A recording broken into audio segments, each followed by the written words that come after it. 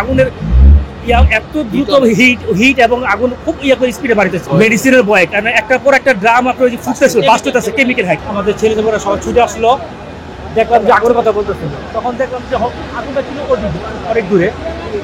কয়েক মিনিটের মধ্যে আগুনটা সাথে এখানে এসে পড়লো।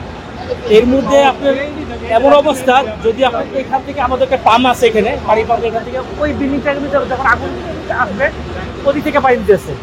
আর বাইরের দিকে অলরেডি আস্তে আস্তে যখন আপনার আসতেছিল আপনার ফায়ার সার্ভিস, এরা এখানে স্টপ করেছে, এরা আর কিছু করতেছে না। কিন্তু ওইখান থেকে পানি না দিলে এই বিল্ডিংটা পুরো জ্বলে যেত, এই বিল্ডিংটা পুরো জ্বলে যেত, মানে এগুলো পুরো থাকতো না একটা মিনিট, তাহলে ওদিকটা যদি পানিটা না নিয়ন্ত্রণ না করতো। আর শেষমেশ যেটা দেখলাম যে আমাদের সেনাবাহিনী বা আমাদের বিমান বাহিনী ওনারা যেই প্রচেষ্টা করে ঢুকছে বা যে বইয়া করছে, তা না হলে আমার মনে হয় যে আমাদের অনেক ক্ষতি হয়ে যেত। প্রথমে কোন পাশ থেকে লাগছে? ওই গেট থেকে লাস্টে ওই ওদিকে এদিকে তাকাই কথা বলে। এক্সট্রিম মশার কয়েল প্ল্যান্ট ফাইবার দিয়ে তৈরি, তাই সহজে ভাঙে না, সুগন্ধিযুক্ত ও নিরবিচ্ছিন্নভাবে জ্বলে। ডেঙ্গু, চিকুনগুনিয়া বাহি সহ যে কোনো মশার বিরুদ্ধে দেয় এক্সট্রিম সুরক্ষা। হ্যাঁ, মানে পিছন থেকে লাগছে, আগুনটা পিছন থেকে লাগছে, লাগার পরে আপনার আস্তে আস্তে খুব দ্রুতভাবে ছড়াই গেছে, এত দ্রুতভাবে ছড়াইছে যেটা আমরা কল্পনা করতে পারি না। আমরা একবার দাঁড়াই, আবার একবার ব্যাগে দৌড়ে চলে যাই, কারণ আগুনের এত দ্রুত হিট এবং আগুন খুব করে স্পিডে বাড়িতেছিল। তো এই জন্য ভয়ে ভয়ে আমরা ছিলাম।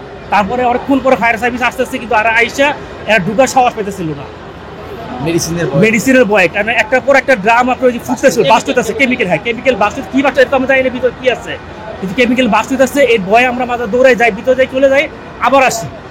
তারপরে আমাদের রেস্টুরেন্ট থেকে আমরা অনেক পরিমাণ যত পানি ছিল, প্রায় 60-70 কেস পানি ছিল, আমরা এটা নিয়ে আসছি, সেনাবাহিনীর হাতে দিছি। ওনার না আসলে আমাদের আরও ক্ষয়ক্ষতির পরিমাণ মনে হয় অনেক বেশি হতো।